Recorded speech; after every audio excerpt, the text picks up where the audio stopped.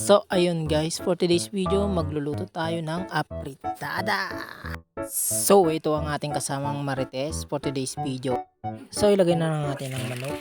Ayan, tumatalsik pa mga mantika. Nagtatalunan sa saya. Dahil magluluto na naman tayo.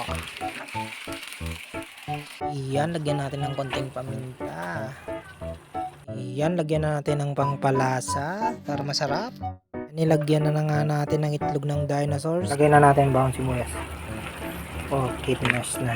Gana siya. Lagyan na nga natin ang carrots. Iyan, lagyan na natin ang patatas. Lagyan natin ng asin o kaya salt. Iyan, okay. So, let's add some tomato sauce. Oh, hindi siya dia. Iyan, oh.